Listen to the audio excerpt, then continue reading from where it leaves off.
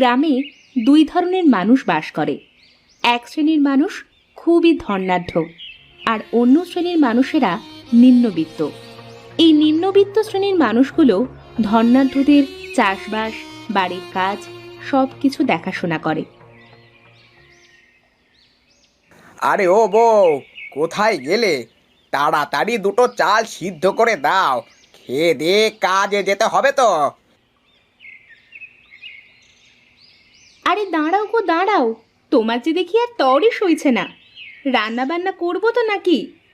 না, রোজ সকালে উঠেই এক ঝামেলা করতে তো আর ভালো লাগে না। তুমি থাকো, আমার আর খেয়ে কাজ নেই, আমি এই চললাম। আরে দাঁড়াও দাঁড়াও, যাচ্ছ কোথায়? এই তো আমার হয়ে গেল, 2 মিনিট বসো, খাবার নিয়ে আসছি।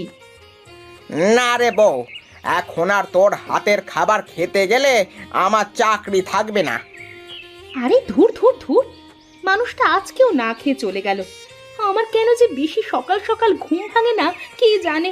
কাল থেকে যেভাবেই হোক খুব সকাল সকাল উঠে রান্না করতে হবে।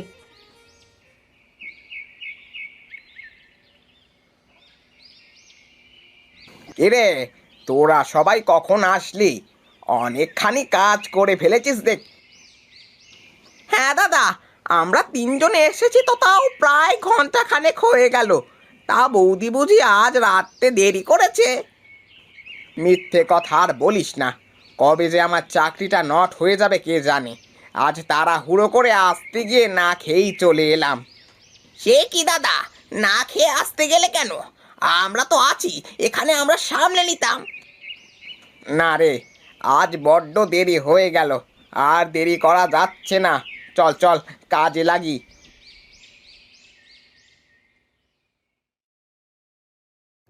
কি রে নগেন, জমিতে কি গিয়েছিলি তুই? কি অবস্থা ওদিকে? মাঠের কাজ শেষ হতে আর কতদিন সময় লাগবে? আমি আর যাইনি, এই তো বাড়ি ফেরার পথে একবার ঘুরে যাব ওখান থেকে। কাজ দেখে যা মনে হচ্ছিল আর সপ্তাহখানেক লাগতে পারে মাঠের কাজে। আচ্ছা, বেশ বেশ, তাহলে একটা কাজ কর, মাঠের কাজ শেষ হয়ে গেলে ওদের পুকুর কাটার কাজে লাগিয়ে দে, কেমন? আচ্ছা জমিদার বাবু, আপনি ওই সব নিয়ে কোনো চিন্তা করবেন না। আপনি একদম নিশ্চিন্ত থাকুন, ওদের জমির কাজ শেষ হলেই আমি ওদের পুকুরের কাজে লাগিয়ে দেব। আচ্ছা ঠিক আছে। ও আর হ্যাঁ, কাল সকালে বাড়িতে চলে আসবি, একটু কাজ আছে। আচ্ছা ঠিক আছে বাবু, কাল আমি সকাল সকাল চলে আসব। এখন আমি চলি।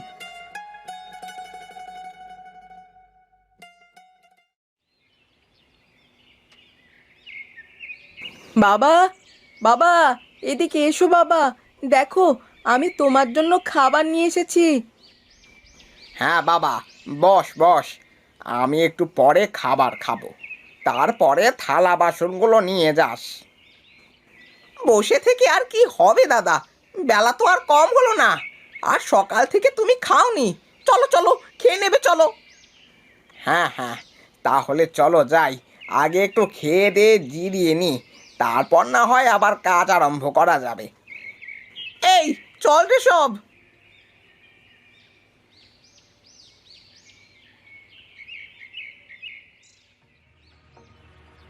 ইরে, কাজ না করে সবাই এরকম জোট বেঁধে বসে আছিস কেন? তোদের কি কাজ করে খেতে গায়ে জ্বালা ধরে যায় নাকি? কেন উল্টো পাল্টা কথা বলছেন ভাই? আমরা এতক্ষণ কাজই করছিলাম, খেয়ে দিয়ে এখন একটু বিশ্রাম নিচ্ছি। তা তো আমি দেখতেই পাচ্ছি যে কেমন কাজ তোরা করছিস। কাল এসে যা দেখে গিয়েছি, আজ সেরকমই দেখি পড়ে রয়েছে। লজ্জা করে না তোদের? যার খাস তারই ক্ষতি করিস। এই সব কি বলছেন দাদা? আমি সেই কবে থেকে জমিদার বাবুর হয়ে কাজ করি, আজ পর্যন্ত কি দেখেছেন আমাকে কোনো কাজ না করে ফাঁকি দিতে? থাক থাক, তোর ওইসব ইমোশনাল কোনো ডায়লগে কাজ হবে না, ছোট লোকের বাচ্চা কোথাকার। এবার কিন্তু বেশি বেশি করছেন আপনি। বেশি করছি তাতে কি হয়েছে? কি করবি তুই? আমরা গরিব বলে কি আমরা মানুষ না? আমাদের সাথে এমন ব্যবহার কেন করেন আপনারা? আসলে তোদের এই ছোট লোকেদের কাজে দেওয়াই আমার ভুল হয়েছে। যা সবগুলো আমার চোখের সামনে থেকে দূর হয়ে যা, তোদের আর কাজে আসার দরকার নেই। আরে দাদা, এসব কি বলছেন আপনি? আজ 10 বছর ধরে জমিদার বাবুর এখানে কাজ করছি, আর আপনি আমাদের এভাবে তাড়িয়ে দিচ্ছেন? হ্যাঁ হ্যাঁ, ভাত ছেটালে কাকের অভাব হয় না। যা তোরা আমার চোখের সামনে থেকে দূর হয়ে যা, আর কখনো আসবি না এখানে।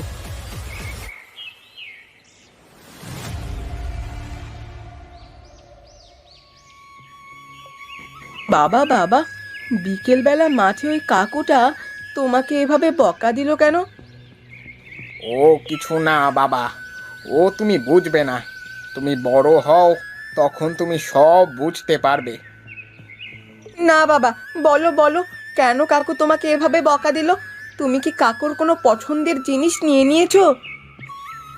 না রে বাবা, আমি তোর ওই কাকুর কোনো কিছুই নিইনি। কি হয়েছে গো? কাজে গিয়ে কি কারোর সাথে কোনো ঝামেলা হয়েছে নাকি? আরে কাজের ক্ষেত্রে ওইটুকু টুকটাক হয়ে থাকে, তুমি কোনো চিন্তা করো না, আমি সব কিছু সামলে নেব। এই সব দোষ আমার। আমি সকাল সকাল রান্নাঘরে যেতে পারি না বলে তোমার কাজে যেতে এত দেরি হয়। কাল থেকে আমি তোমাকে সকাল সকাল রান্না করে দেব। তুমি সকাল সকাল খেয়ে সকাল সকাল কাজে যেও। না রে বউ, তোর কোনো দোষ না, দোষ তো আমাদের কপালের। এই ছোট জাত হয়ে জন্মেছিলাম তো। যদি আজ বাপের অগাধ সম্পত্তি থাকতো, তাহলে লোকে এসব কথা শোনাতে পারতো না। আরে কি হয়েছে সেটা তো তুমি আমাকে বলবে। না বললে আমি কি করে বুঝবো তোমার কি হয়েছে? কি আর হবে, যা হবার তাই হয়েছে। ওই জমিদারের নায়েব আছে না, বেটা বড্ড বজ্জাত। ও আমাদের পেছনে সব সময় লেগেই থাকে। আজ একটু সুযোগ পেয়েছে কিনা আমাদের সবাইকে কাজ থেকে বের করে দিল। এভাবে কি করে তোমাদের কাজ থেকে বের করে দিতে পারেন তারা? তুমি তো প্রায় 10 বছর ধরে ওখানে কাজ করো। সেই সব দিয়ে কোনো কিছু যায় আসে না। আসলে আমরা ছোট জাত তো, আমাদের বের করে দিয়েছে। কাল আমাদের জায়গায় অন্য কেউ কাজ করবে, তা দিয়ে ওদের কোনো কিছু যায় আসে না। এখন আমাদের সংসার কি করে চলবে গো তবে? আরে ওইসব নিয়ে তুমি কিছু ভেবো না, আমি একটা না একটা ব্যবস্থা ঠিক করে ফেলবো। আচ্ছা তুমি থাকো, আমি একটু আসছি।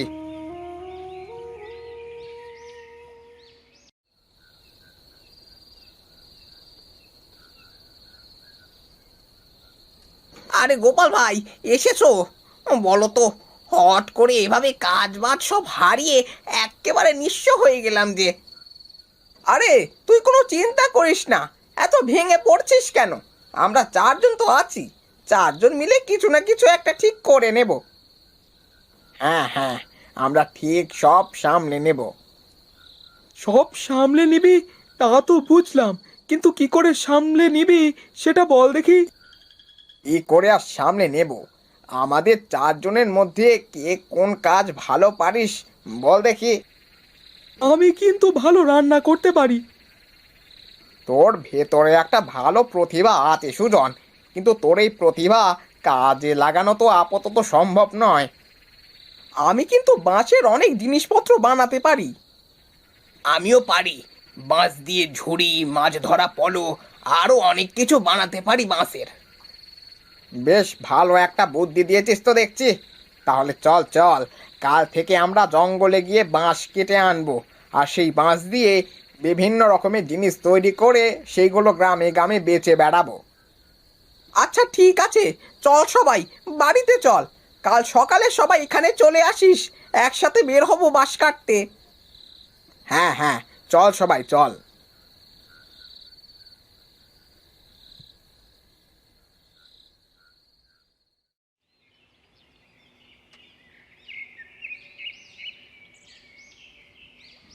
আগে তো এইদিকে প্রচুর বাঁশ জন্মাতো, এখন কোনো বাঁশ দেখতে পাচ্ছি না কেন? আর কত ভেতরে যেতে হবে? আরে হ্যাঁ রে, তাই তো, আসলেই তো কোনো বাঁশ দেখতে পাচ্ছি না। তাহলে কি আমাদের খালি হাতে ফিরে যেতে হবে? সব প্ল্যান কি চপাট হয়ে যাবে নাকি? আরে চল চল, আর একটু এগিয়ে দেখি পাই কিনা।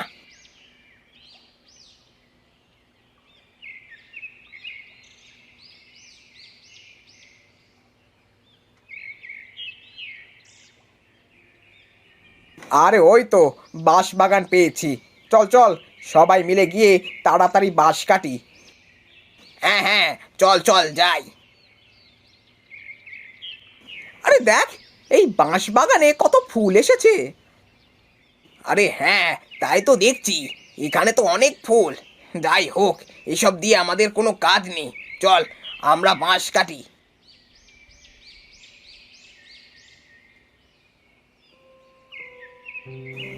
আরে এ কি, এত চাউল কোথা থেকে আসলো এখানে? আরে এটা তো বাঁশ ফুলের মধ্যে থেকে পড়েছে। দাঁড়া, আমি এগুলো কুড়িয়ে বাড়ি নিয়ে গিয়ে দেখি খাওয়া যায় কিনা। হ্যাঁ হ্যাঁ রামু, তোল তোল, চাল যখন তখন খাওয়া যেতেও পারে।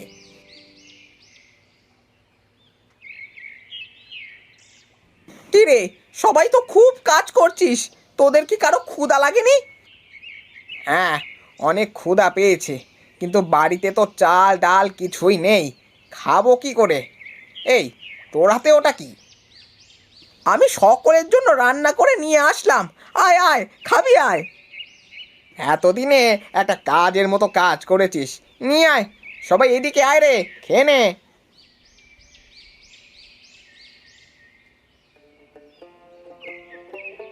আরে বাহ, তোর হাতের রান্না তো ভীষণ সুন্দর রে, এত সুন্দর রান্না করিস, আগে তো জানতাম না। রান্না বান্না সুন্দর করি, কিন্তু এত সুন্দর করি না।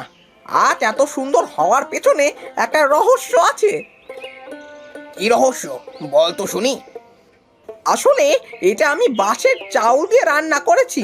বাঁশের চাউল খেতে যে এত সুন্দর হয় তা তো আমার জানা ছিল না। আরে, আমার মাথায় তো দারুণ একটা বুদ্ধি এসেছে। আমরা যে কাজের কথা চিন্তা করছিলাম, এই কাজ করতে তো প্রচুর খাটনি, আর থেকে একটা কাজ করলে তো ভালো হয়। এই বাঁশ দিয়ে ওখানে একটা বাঁশের হোটেল করি। হোটেলে নিতাই বাঁশ চাউল দিয়ে রান্না করবে, আর আমরা সবাই মিলে বিক্রি করব। হ্যাঁ রে, এটা কিন্তু অনেক ভালো একটা বুদ্ধি। যে একবার এই বাঁশ চাউলের ভাত খাবে, সে প্রতিদিন আসবে আমাদের হোটেলে খেতে। ঠিক আছে, তাহলে আর দেরি করিস না, চল চল কাজে লেগে পড়।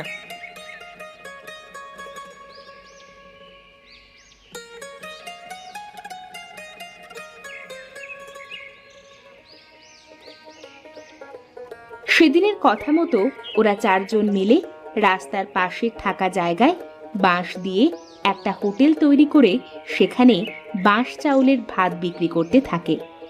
ধীরে ধীরে তাদের হোটেলের নাম সারা গ্রামে ছড়িয়ে পড়ে। তারপর ওদের চার বন্ধুর অভাব দূর হয়ে যায়, আর তারা সুখে শান্তিতে বসবাস করতে থাকে।